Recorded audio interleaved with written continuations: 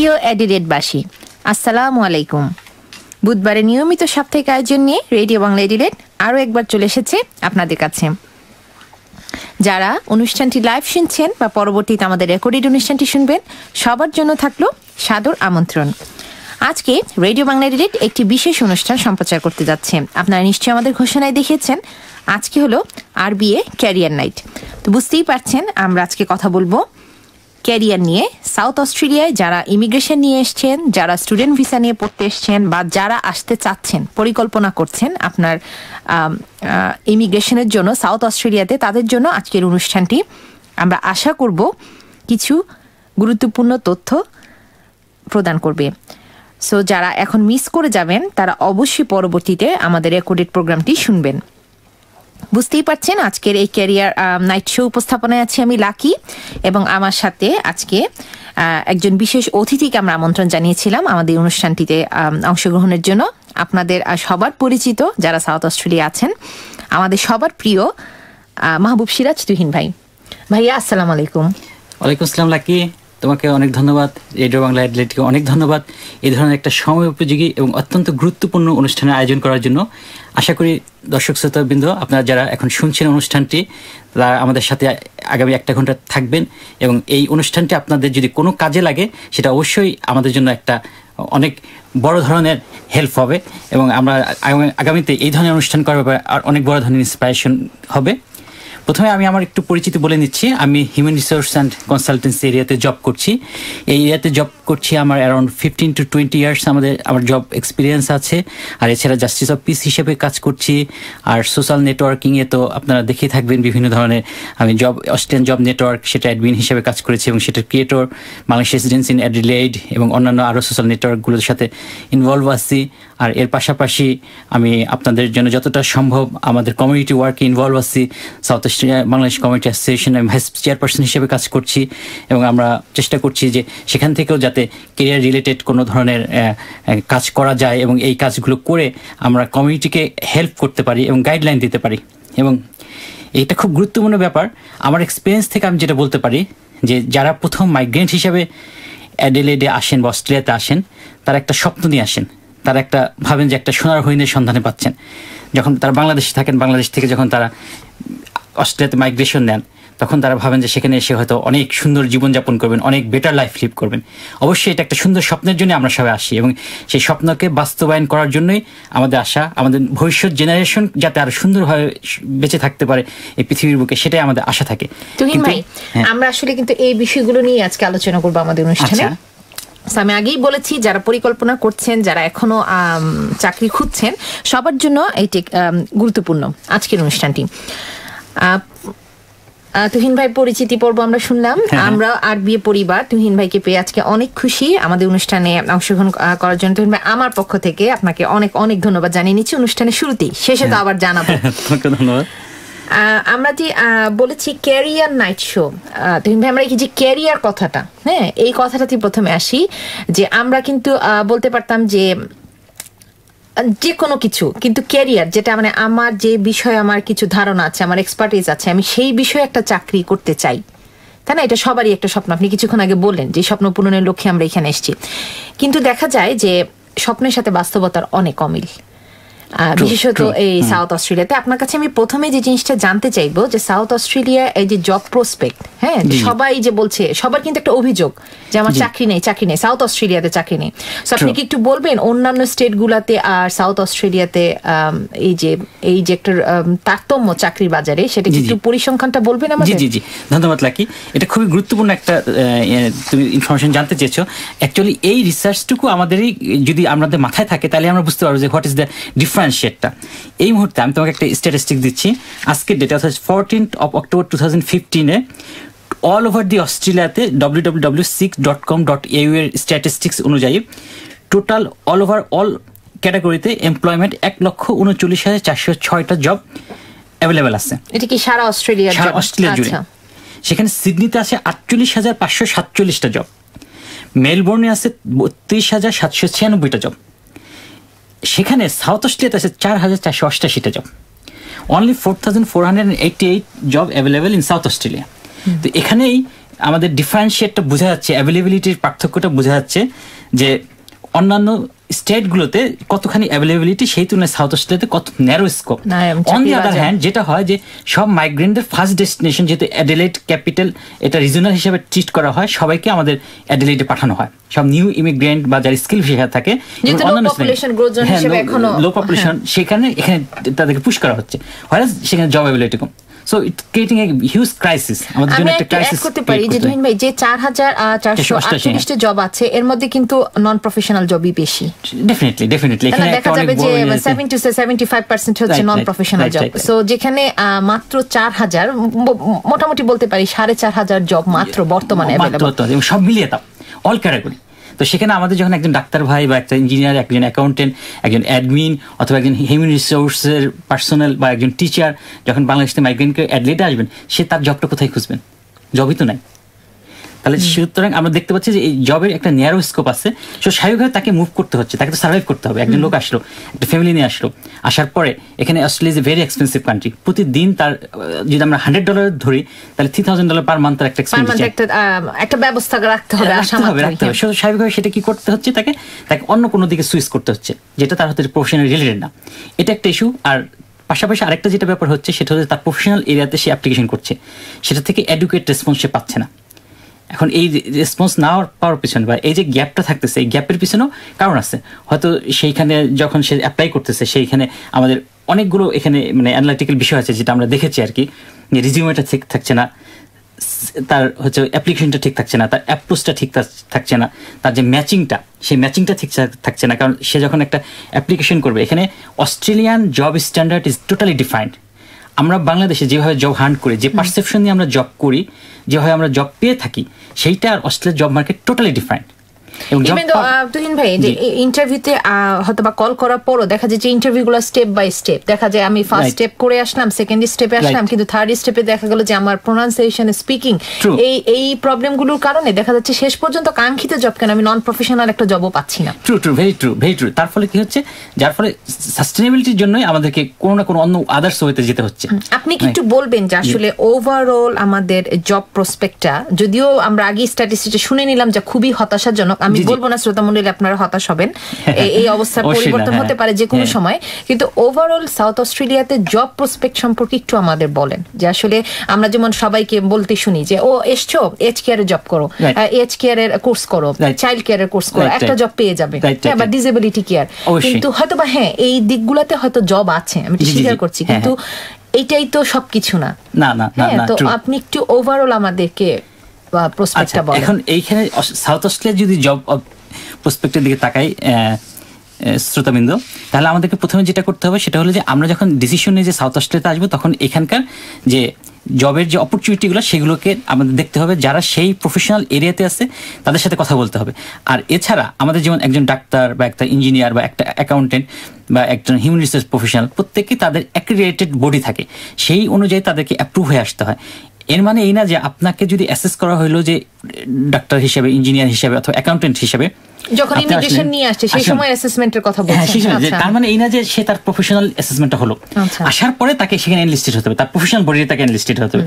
একজন টিচার হিসেবে জব করতে হলে অবশ্যই তাকে সেই টিচিং যে বডি আছে, সেগুলোকে আপনি যে প্রফেশনাল রেজিস্ট্রেশন, সেই রেজিস্ট্রেশন বডিতে হতে হবে।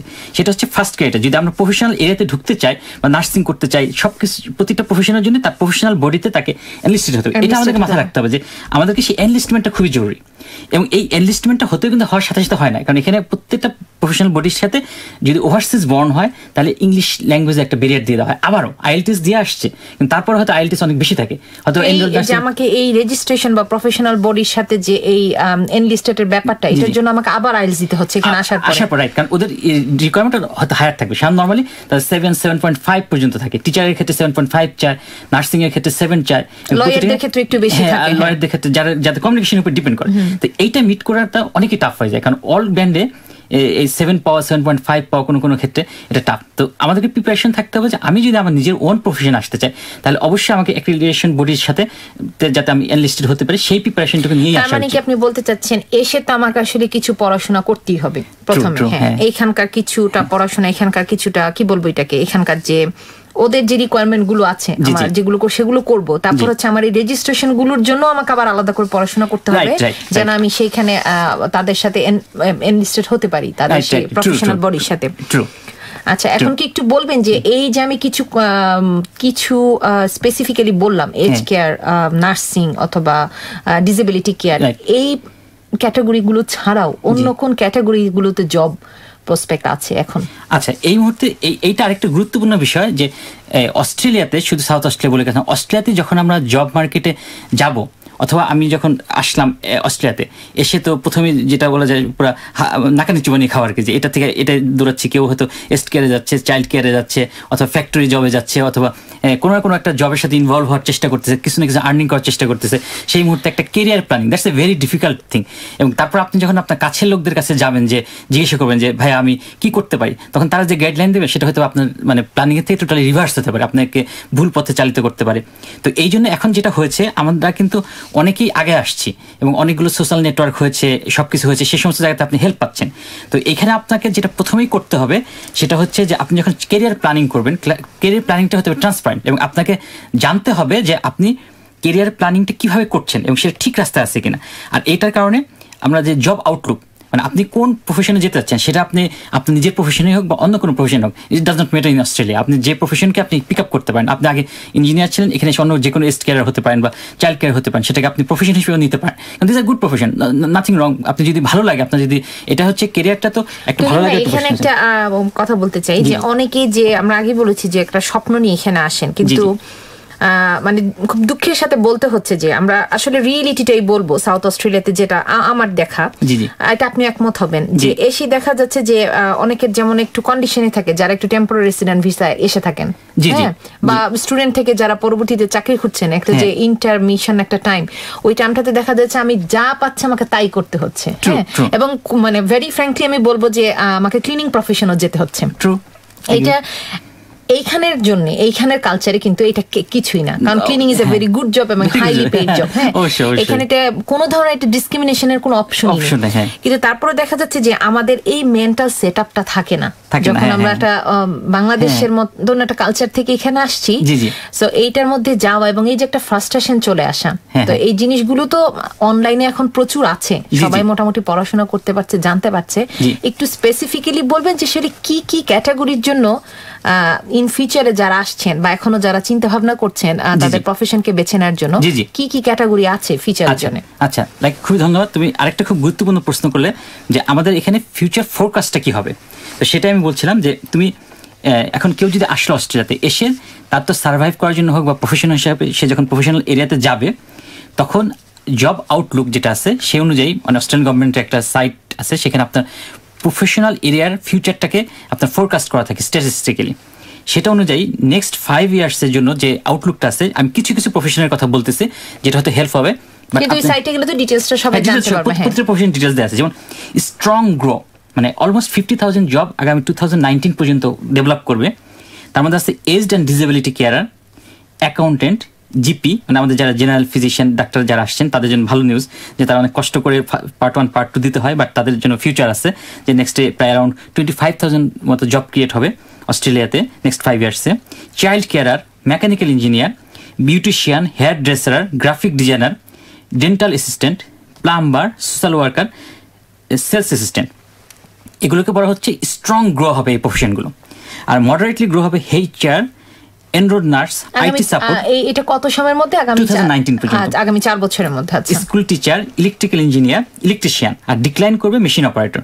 এটা জাস্ট একটা খুব শর্ট আমি প্রফেশন বললাম, বাট এখানে প্রতিটা প্রফেশন সম্পর্কে আউটলুক বলা আছে, ডিটেলস বলা আছে, আপনি 2015 পর্যন্ত ফোরকাস্ট বলতে পারবেন। এখানে এমন সব ইম্পর্টেন্ট ইনফরমেশন দেওয়া থাকে যে খুবই চমৎকার হবে। আপনারা যদি এটা ইউটিলাইজ করেন তাহলে আপনাদের কেরিয়ার ডিসিশন নিতে সুবিধা হবে। কারোর কাছে যেতে হবে না, কোনো বড় ভাইয়ের কাছে যেতে হবে না, বা কারোর কাছে সাজেশন লাগবে না, আপনি নিজেই আপনার কেরিয়ার ডিসিশনটা নিতে পারবেন।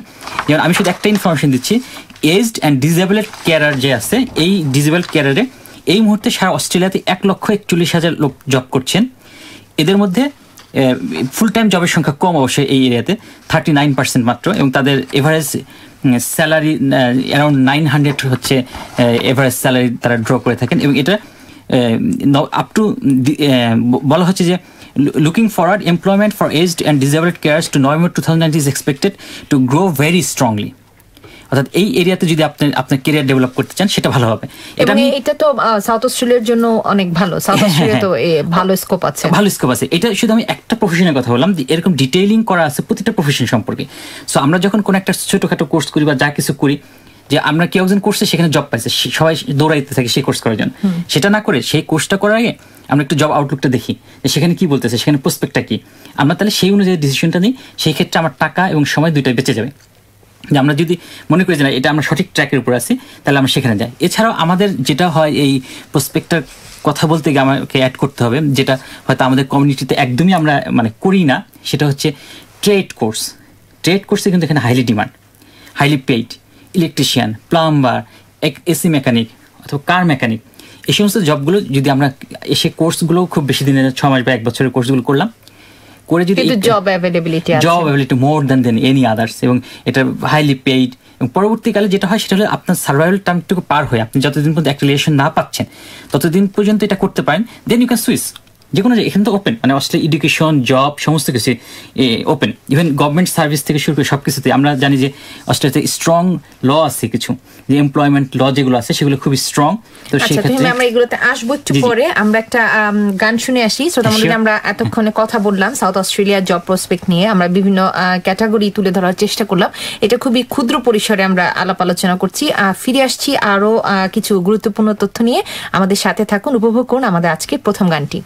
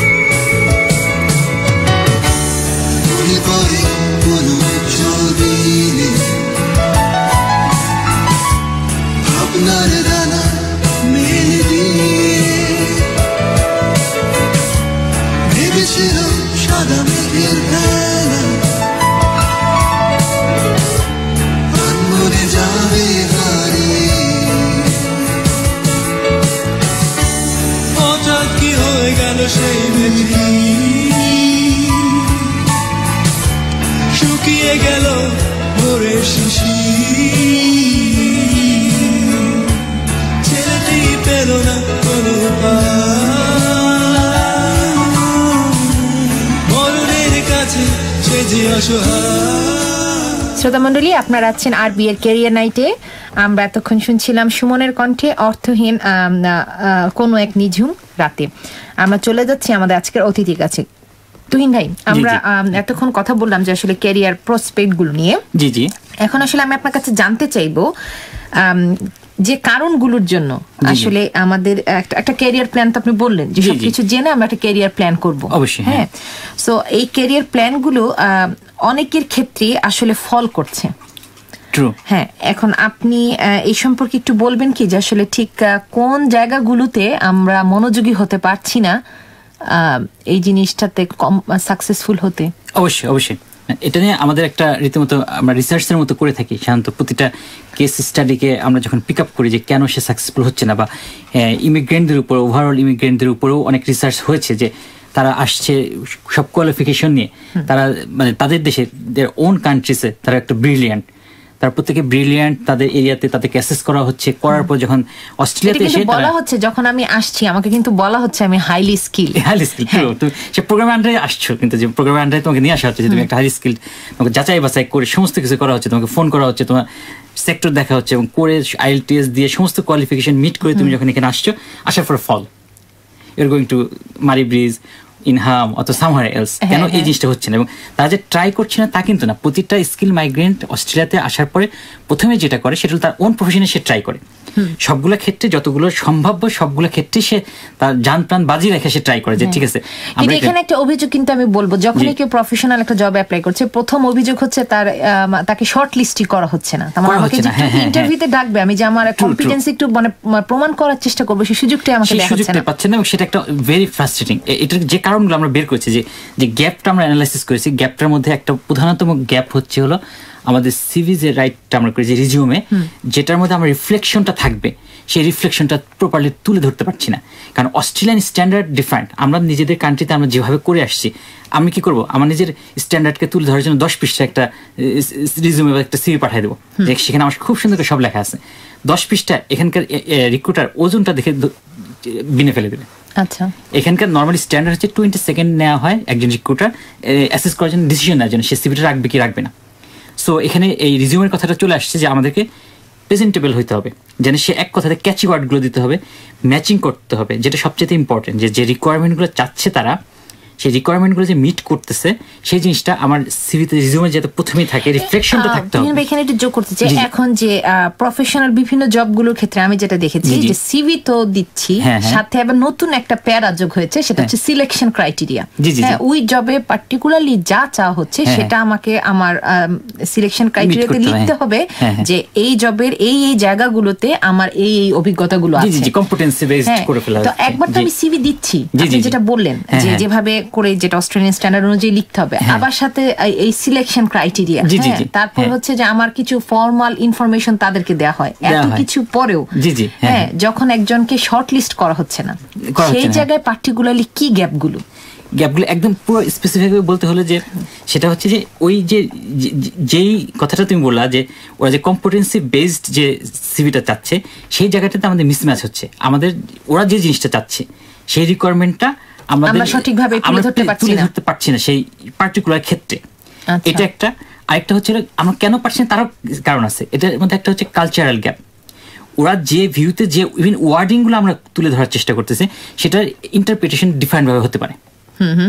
সেটা যেমন আমরা সিভি বা রিজিউমেতে লিখি না যে ওয়ার্ক হিস্ট্রি, এখানে কিন্তু ওয়ার্ক হিস্ট্রি মিন করে ডিফারেন্ট ইস্যু। ওয়ার্ক হিস্ট্রি মিন করে যে আমাদের নন প্রফেশনাল জব, এখানে লিখতে এমপ্লয়মেন্ট হিস্ট্রি। ছোট একটা টিপস, অনেক ডিফারেন্ট। আমরা যদি যে কোনো রিজিউম স্টার্টিং লিখি ওয়ার্ক হিস্ট্রি, তার ধরে নেবে যে এগুলো হচ্ছে নন প্রফেশনাল, সে দেখবেই না। এমপ্লয়মেন্ট হিস্ট্রি, এই যে ওয়ার্ডিংগুলো আছে, এই যে কিছু টেকনিক আছে, এই টেকনিকগুলো জানতে হবে। এই টেকনিকগুলো জানার জন্য কিছু অর্গানাইজেশন আছে যেগুলোর হেল্প আমরা পেতে পারি। তার মধ্যে স্কিলস ফর অল, যেটা গভর্নমেন্টের, যেটা রেডি ওয়ার্ক ফোর্স, এটা তো ফ্রি। তুহিন ভাই, আমি যতটুকু জানি এটা হচ্ছে গভর্নমেন্টের, এবং এটা সাউথ অস্ট্রেলিয়ানদের জন্য, সাউথ অস্ট্রেলিয়া রেসিডেন্টদের জন্য এটা ফ্রি। এটা যে কেউ সার্ভিসটা নিতে পারে। সেখানে গেলে পরে তারা সিভি রাইটিং থেকে শুরু করে অন্যান্য ক্ষেত্রে হেল্প করবে। এছাড়া অন্যান্য কিছু অর্গানাইজেশন আগে আসছে, আমরা নিজেরাও সোশ্যাল নেটওয়ার্কের মাধ্যমে আমরা হেল্প করার চেষ্টা করি বা গাইডলাইন দেওয়ার চেষ্টা করি। এছাড়া আরও কিছু সোশ্যাল নেটওয়ার্ক আছে, লিঙ্কডইন আছে, সেখানে আমরা সিভি আপলোড করতে পারি, দেখতে পারি অন্যরা কীভাবে মুভ করছে। এবং এইগুলো আমাদের কিন্তু জবের ক্ষেত্রে হেল্প করবে, যে লিঙ্কডইনে সিভি রাখা বা সোশ্যাল নেটওয়ার্কিং গুলোতে আমি শুনেছি অস্ট্রেলিয়াতে ওভারঅল অস্ট্রেলিয়াতে প্রায় 35%, মানে শতকরা 35% চাকরি হচ্ছে এখন লিঙ্কডইন থেকে। ট্রু। আমার জানা মতে এই সাউথ অস্ট্রেলিয়াতে অন্তত অ্যাটলিস্ট আমি 10 জনকে জানি যারা লিঙ্কডইনের মাধ্যমে অফার পেয়েছে এবং জব পেয়েছে। সরাসরি তাদেরকে অফার করেছে, লিঙ্কডইনে তাদের সিভি ছিল, সেখান থেকে এমপ্লয়ার রিক্রুট করেছে। লিঙ্কডইন অস্ট্রেলিয়ার জন্য, অস্ট্রেলিয়ান কালচারে একটা খুব গুরুত্বপূর্ণ জিনিস। আমি এটাই বারবার বলতে চাচ্ছি যে এবং এটা নেটওয়ার্কিংও, নট অনলি যে নেটওয়ার্কিং, যে আমাদের অস্ট্রেলিয়ান স্ট্যান্ডার্ডটা বুঝতে হবে, যে অস্ট্রেলিয়ান নিডসটা বুঝতে হবে, সেই অনুযায়ী আমার সিভিটা ডেকোরেট করতে হবে, আমার নিজেকে প্রিপারেশন নিতে হবে, আমার ইন্টারভিউ প্রিপারেশন নিতে হবে। কালচারাল গ্যাপ, আমাদের ল্যাঙ্গুয়েস্টিক গ্যাপ, আমাদের ল্যাঙ্গুয়েজটা ওজি স্টাইলে না, ওজি স্টাইলে ইংলিশটা ডিফারেন্ট হয়। তো আমাকে যখন একটা সেলস পার্সন হিসেবে রিক্রুট করা হবে, তখন অবশ্যই আমার স্পিকিংটা দেখতে, অথবা আমাকে যে কোনো এরিয়াতে কমিউনিকেশন দেবে, পাবলিক রিলেশন হিসেবে নেওয়া হচ্ছে। আমি যখন পাবলিক রিলেশন ম্যানেজার হবো, পাবলিকেশন সিনিয়র পোস্টে যেতে চাবো, তো তার মানে আমাকে প্রচুর পাবলিকেশন করতে হবে। তাহলে সেই ক্ষেত্রে আমার স্পিকিং স্টাইলটা অবশ্যই, ডেলিভারিটা হতে হবে এখানকার স্ট্যান্ডার্ডে। তাহলে সেই জিনিসটাতে আমাদের কনশাস থাকতে হবে, এবং এইগুলো অ্যাচিভ করা মোটেই কঠিন কোনো কাজ না। This are not the frustrating thing. আমি এটাই বলবো যে এগুলো অ্যাচিভ করা খুবই সহজ। আপনি জাস্ট একটু সময় দিতে হবে, একটু প্র্যাকটিস করতে হবে, একটু নিজেকে ইনোভেটিভ হতে হবে যে কীভাবে আমরা এই প্র্যাকটিসটা করতে পারি। আমরা যদি যখন আমরা কোনো শপিংয়ে যাই, শপিং মলে যাই, আমরা সেলস পার্সনদের সাথে একটু কথা বলি, ওদের ওয়ে অফ স্টাইলটা দেখি, ওদের কীভাবে কোন শব্দটা উচ্চারণ করছে সেটা একটু আমরা বোঝার চেষ্টা করি। আমরা যখন স্কুলে যাই, স্কুলের টিচারদের সাথে, বাচ্চাদের যে টিচার আছে, যখন আমরা হয়তো বা বাসের জন্য অপেক্ষা করছি, ট্রামের জন্য অপেক্ষা করছি, সেখানে যারা আছে তাদের সাথে আমরা কথা বলি। হ্যাঁ, জড়তাটা আমাদের জড়তাটা কাটাতে হবে। South Australian peoples are very friendly, not only they are very friendly, তারা খুবই মানে আগে আসে নিজেদেরকে ফ্রেন্ডশিপ করার জন্য। সো আমরা কথা বলতে হবে, কথা বলতে কোনো মানা নেই। যদি ইন্টারেস্টেড না, we cannot go for that, but আমরা নিজেরাই আগে আসবো। এই জিনিসটা জানতে হবে যে আমরা আসছি এই দেশের হতে। আমরা বাংলাদেশি কালচার নিয়ে এসে অস্ট্রেলিয়াকে বাংলাদেশ বানাইতে পারবো না। আমরা অস্ট্রেলিয়া এসেছি অস্ট্রেলিয়ান হওয়ার জন্য। So Australian standard, Australian job, Australian lifestyle we have to achieve. আমাদেরকে সেটাকে অ্যাচিভ করতে হবে। সো জব ক্ষেত্রেও এটা, যে আমি বললাম জব পাওয়া একটা অনেক টাফ ব্যাপার, একটা সোনার হরিণকে ধরা খুবই সহজ, ইটস নট দ্যাট ডিফিকাল্ট। কিন্তু কৌশলী হতে হবে, বুঝতে হবে জিনিসটা যে কি হচ্ছে। এবং আপনারা যদি আরেকটু খেয়াল করে দেখেন শ্রোতাবৃন্দ, আপনাদের আশেপাশে কিন্তু সাকসেসফুল এক্সাম্পল আছে, যারা এসে, আমি এমন একজনকে জানি ব্যাংকিংয়ে জব পেয়েছে, আসার 7 দিনের মাথায় সে জব পেয়ে গেছে, এবং তার কোনো অস্ট্রেলিয়ান কোয়ালিফিকেশন ছিল কিছু ছিল, বাংলাদেশে সে জব করতো, এসে অস্ট্রেলিয়াতে অ্যাপ্লাই করেছে এবং 7 দিনের মাথায় সে জব পেয়েছে। আমি আরও জানি, আমাকে যে জাস্টিস অফ পিস প্রচুর লোকের সাথে ইন্টারাকশন করতে হয় প্রতিনিয়ত, এছাড়া অস্ট্রেলিয়ান জব নেটওয়ার্কের মাধ্যমে আমার প্রচুর লোকের সাথে ইন্টারাকশন করতে হয়। আমি অনেক সাকসেসফুল এক্সাম্পল জানি, 2 মাস বা 3 মাসের দ্রুততম সময়ে তাদের এই সাকসেসটা হয়েছে।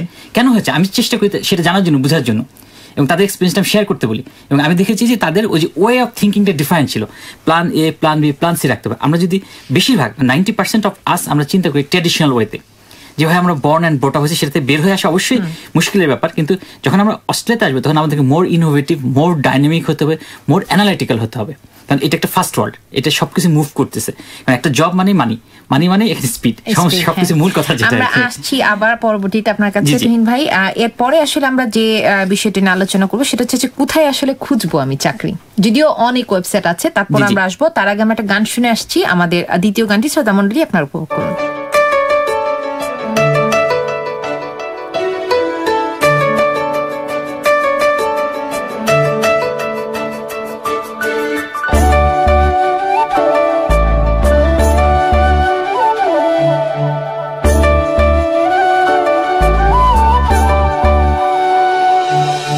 মন জমিনে খুব যতনে স্বপ্ন তোমার বুনেছি, ভালোবেসে পেয়ে তোমায় আমি যে সব পেয়েছি। মন জমিনে খুব যতনে স্বপ্ন তোমার বুনেছি, ভালোবেসে পেয়ে তোমায় আমি যে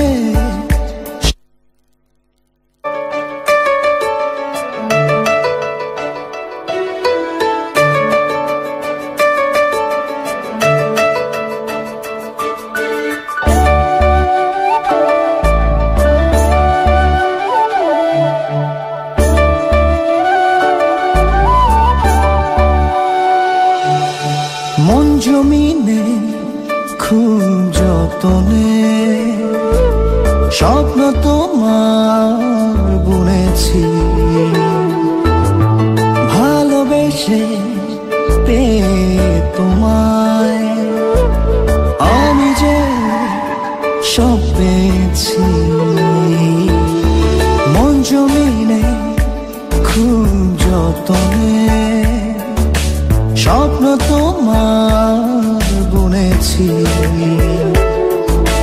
ভালোবেসে পেয়ে তোমায় আমি যে সব পেয়েছি আমার ভেতর কোথায় যেন তোমারই শুধু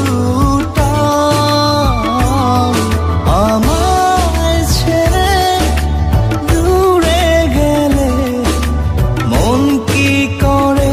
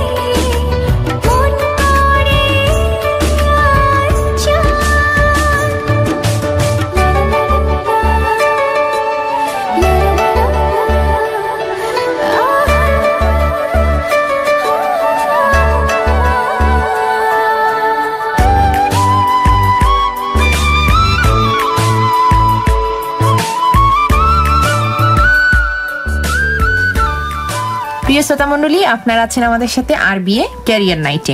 আজকে তো আগেই বলেছি যে একটু গুরুগম্ভীর অনুষ্ঠান, অনেক অনেক তথ্য এবং সবই আপনাদের জন্য, এবং এগুলো খুবই প্রয়োজনীয়। তুহিন ভাই, জি জি, আমরা এরপর আপনার কাছে আসলে আমি জানতে চাই শ্রোতা মণ্ডলীর পক্ষ হয়ে যে কোথায় কোথায় আসলে চাকরিগুলো খুঁজবো। আমরা জানি যে বিভিন্ন ধরনের অনলাইন সোর্স আছে, যে সিক আছে, ইনডিড আছে, তারপরে আরো অনেক ধরনের অনলাইন জব আছে। যারা আসলে এখন চাকরি খুঁজছেন তারা সবাই জানেন, কিন্তু আপনি কি আমাকে বলবেন যে কতখানি এফেক্টিভ ওয়েতে আমি আসলে চাকরি খুঁজবো? কারণ তো জব মার্কেট হাজার হাজার জব আছে। জি জি, অবশ্যই। এখানে আমাদের এটা একটা ইউনিক ব্যাপার, যে সবসময় যে কথাটা বারবার বলতেছে যে অস্ট্রেলিয়ান স্ট্যান্ডার্ড, অস্ট্রেলিয়ার জব খোঁজা বা এই যে জব এরিয়াটা যেটা তুমি জানতে চাচ্ছো, যেটা খুব ইম্পর্টেন্ট একটা ব্যাপার, যে আমরা আসলাম, জানলাম, সিভি প্রিপেয়ার করলাম, সবকিছু হলো, জবটা খুঁজবো কোথায়? এটার মধ্যে একটা সোর্সগুলো কি? একটা সোর্স হচ্ছে অনলাইন সোর্সের কথা যদি বলি, www.seek.com.au, www.career1.com.au, www.mycareer.com.au, www.highwages.com.au, www.nowhiring.com.au। এই ধরনের ওয়েবসাইটগুলো আছে যেগুলো আমাদেরকে হেল্প করবে।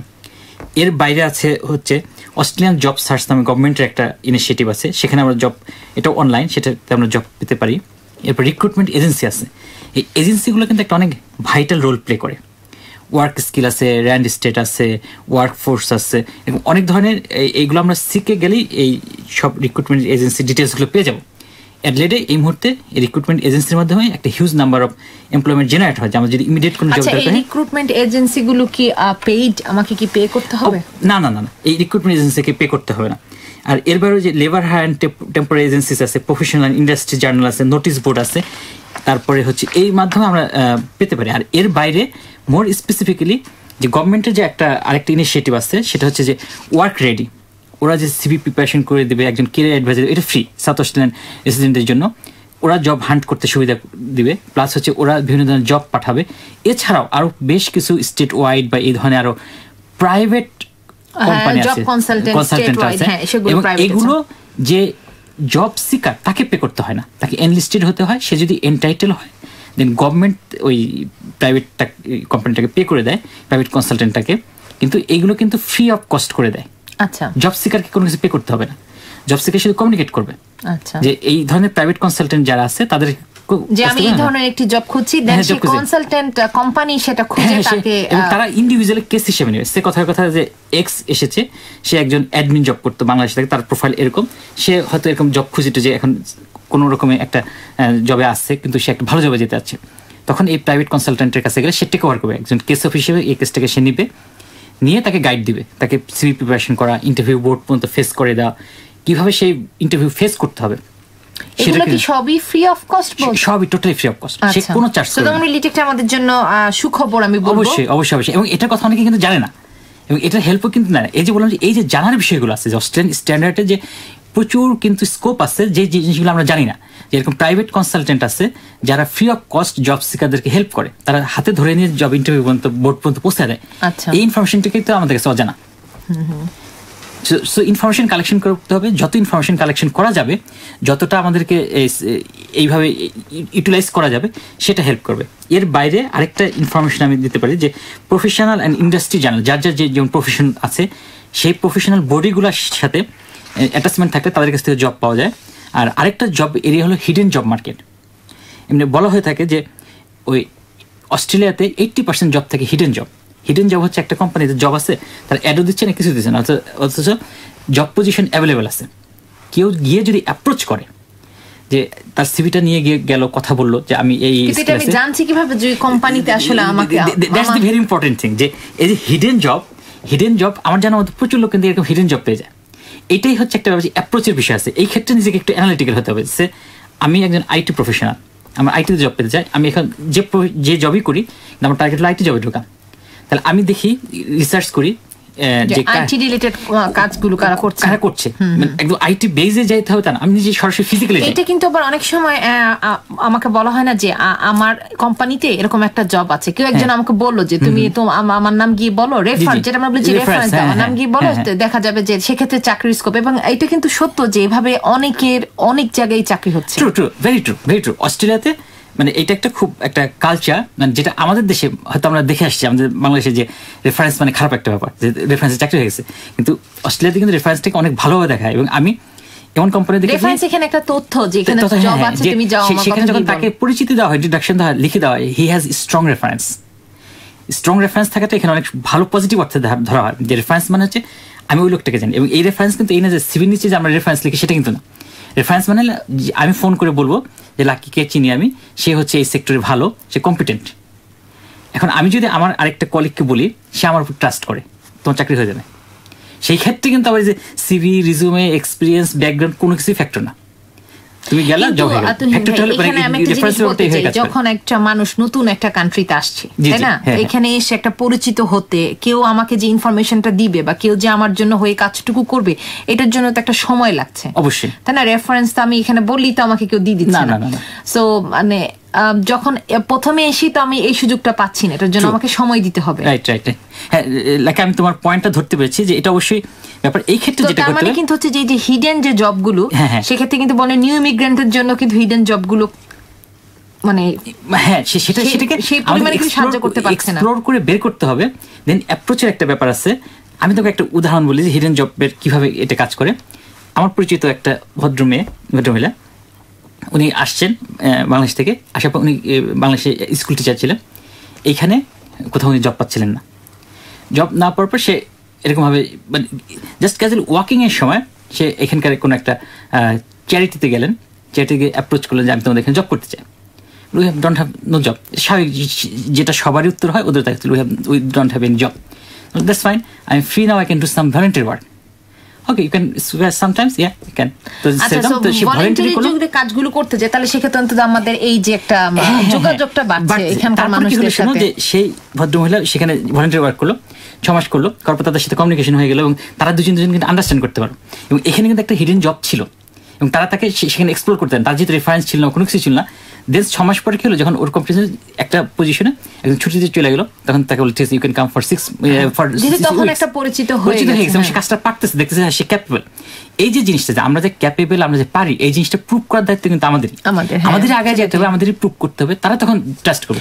আপনি বলতে চাচ্ছে যে ইনিশিয়ালি যদি কোনো জব না হয়, সেক্ষেত্রে যে ভলান্টিয়ারিং কাজগুলো আছে সেগুলোকে যেন আমরা গুরুত্ব সহকারে নিই এবং অংশগ্রহণ করি। এবং এই ক্ষেত্রে কি হবে, আমি যে ব্যারিয়ারগুলোর কথা বললাম, যে ল্যাঙ্গুয়েস্টিক, কালচারাল গ্যাপ, সমস্ত কিছু কিন্তু ওভারকাম হয়ে যাবে। এবং এখানে পেইড না হোক, কিন্তু সে কিন্তু অ্যাচিভ করছে এক্সপিরিয়েন্স, এবং এটা কিন্তু সিভিতে লিখতে পারতেছে যে পেইড না, কিন্তু ভলান্টিয়ারিং হলেও সে কিন্তু কিছু একটা করতেছে, বসে থাকতেছে না সে। এখন সে যদি আমাদের আর্নিং এর জন্য কোনো জবে থাকতে হয়, তারপরে পার্ট টাইম হিসাবে যদি ভলান্টিয়ারিং থাকে, উইকেন্ডে থাকে, এটা একটু কষ্ট করতে হবে, এটা তো স্বাভাবিক। যে আমরা নতুন দেশে আসছি, আমাদেরকে নিজেকে এস্টাবলিশ করতে হলে অবশ্যই আমাদের জিরো থেকে শুরু করা। এবং এটা আমি একটু উল্লেখ করব যে অনেক সময় দেখা যায় যে যারা নতুন এসছেন বাংলাদেশি, তাদের পক্ষে খুবই কঠিন হয়ে দাঁড়ায় একজন অস্ট্রেলিয়ানকে রেফারি হিসেবে সিভিতে তার নাম দেয়া, যেহেতু কেউ পরিচিত নেই।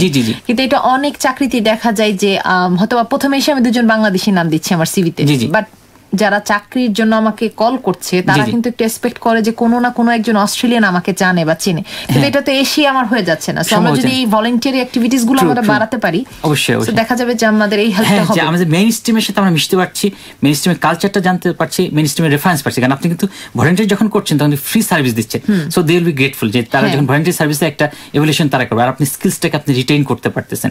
আর রেফারেন্সের ক্ষেত্রে আমাদের কমিউনিটি পিপলদেরকে আগে আসতে হবে। আমাদের এখন কিন্তু বাংলাদেশি কমিউনিটি একেবারে ছোট না, 5,000-এর মতো পিপল আছে, অনেকেই খুব ভালো ভালো পজিশন আছে, ভালো ভালো জবে আসছে। তো তাদের সাথে কমিউনিকেট করা, আমাদের কমিউনিটি অর্গানাইজেশনগুলো আছে সেগুলোর সাথে ইনভলভ হওয়া, আমাদের যে স্কুলগুলো আছে বাচ্চাদেরকে সেখানে নিয়ে যাওয়া, সেখানে গেলে পরিচিত হয়। এর মাধ্যমে যে নেটওয়ার্কিং একটা খুব গুরুত্বপূর্ণ জিনিস, এই নেটওয়ার্কিংয়ের মাধ্যমেই কিন্তু রেফারেন্স বের হয়ে আসে যে আমাদের যে ওন প্রফেশন, আচ্ছা দেখি এত একটু যদি রেফারেন্স দিলে হয়, বা আমি জানি যে ওখানে জব হচ্ছে, আমি বলে দিলাম যে ভাই তুমি সেক্ষেত্রে কিন্তু আসলে এখানে এই পার্টিকুলার জায়গাটা আমি বলবো যে আমাদের একটু আন্তরিকতার প্রয়োজন আছে। আমরা যদি জানি আমি যেখানে কাজ করছি সেখানে আরেকজনকে কাজ দেওয়ার সুযোগ আছে, আমার কিন্তু এগিয়ে আসা উচিত।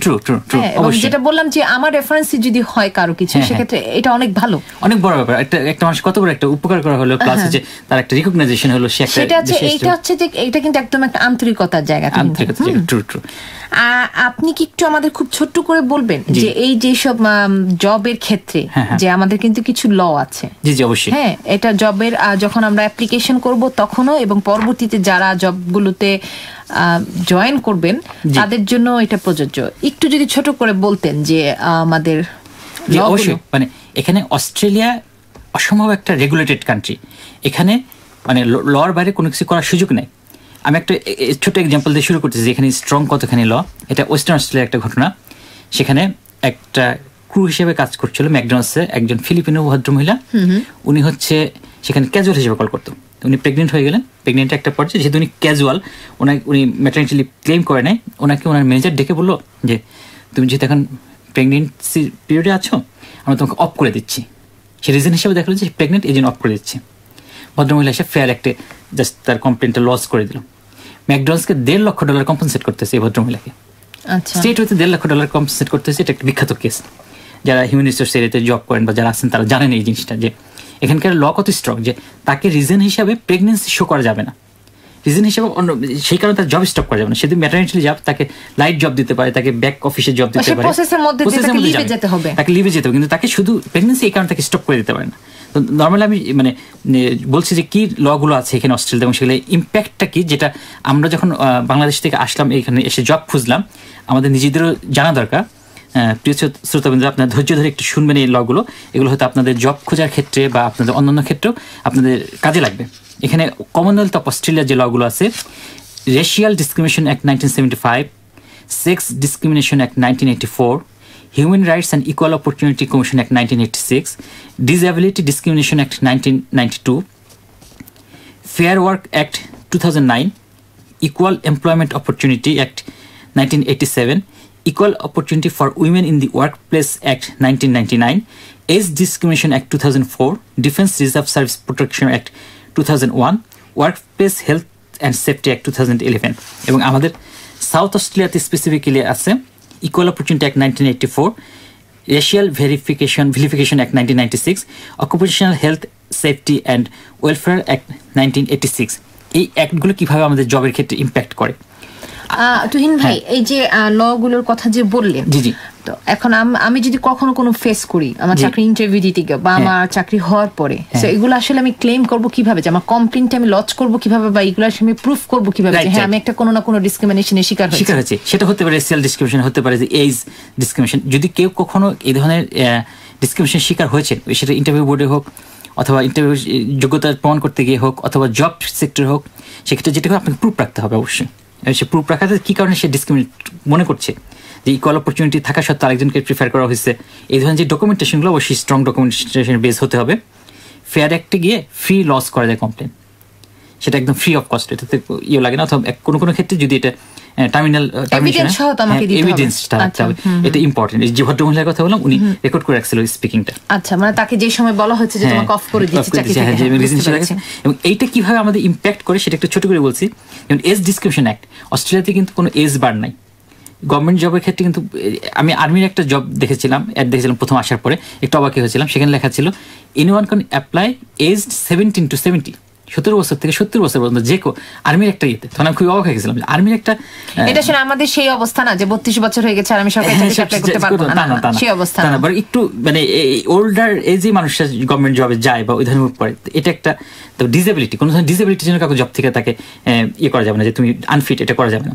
এবং তাকে সাপোর্ট দিতে হবে। সে তার কারো যদি ডিসেবিলিটি থাকে, সে ফিট থাকে জবের জন্য, তার ডিসেবিলিটি সুযোগটা দেবে, এবং তাকে মুভমেন্ট থেকে শুরু করে তার সিটিং অ্যারেঞ্জমেন্ট থেকে সমস্ত কিছুতে কমপ্লায়েন্স করতে হবে। এবং এগুলো খুব একটা স্ট্রং ল। আর রেসিয়াল ডিসক্রিমিনেশন এটা খুবই স্ট্রং। এবং আমাদের এখানকার সিভিতে কখনোই নিজের এজ, তারপর ফ্যামিলি স্ট্যাটাস, ম্যারিশিয়াল স্ট্যাটাস, এই জিনিসগুলো কিন্তু ন্যাশনালিটি কখনো দিতে হয় না, এবং কেউ চাইতেও পারে না, ইন্টারভিউ বোর্ডে এটা কখনো জিজ্ঞাসা করা হয় না। আর আরেকটা স্ট্রং ল আছে, সেটা হচ্ছে প্রাইভেসি অ্যাক্ট। আর এর বাইরেও একটা ন্যাশনাল এমপ্লয়মেন্ট স্ট্যান্ডার্ড আছে, NES 1 জানুয়ারি 2010 থেকে ইমপ্লিমেন্ট করা হয়েছে। এখানে যেমন ম্যাক্সিমাম উইকলি আওয়ারের কথা বলা হয়েছে যে 30 আওয়ার্স ম্যাক্সিমাম জব করতে পারবে। এরপরে বলা হয়েছে যে ফ্লেক্সিবল ওয়ার্কিং অ্যারেঞ্জমেন্ট, এই জিনিসটা জানা দরকার যারা আমরা এমপ্লয়মেন্টে থাকি, যে ধরনের এমপ্লয়মেন্টে হোক।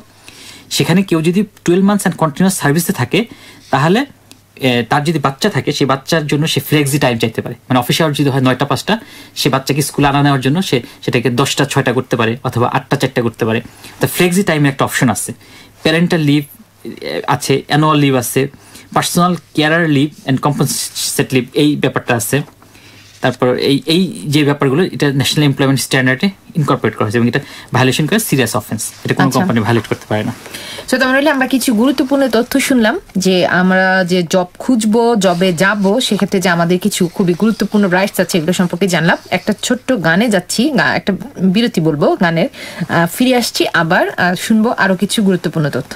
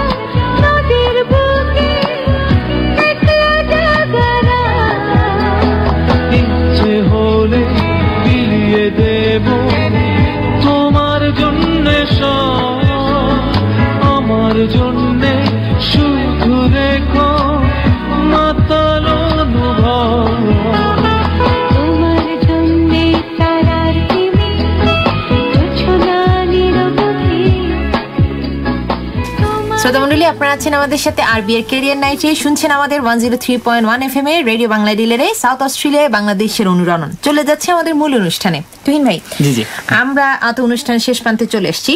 আজকে অনেক বিষয়ে কথা বললাম আমরা, আমাদের হাতে সময় খুবই কম আছে। আর আরেকটা বিষয় যেটা হয়তো বা অনেক কিছু আসলে আমরা আজকে অনুষ্ঠানের মাধ্যমে কভার করতে পারলাম না। আমরা শ্রোতামণ্ডলী, আপনারা জানেন প্রথম দিকে আমরা কিছু অনুষ্ঠান করেছিলাম রেডিও বাংলার পক্ষ থেকে, সিভি রাইটিং, জব হান্টিং, এই বিষয়গুলোতে।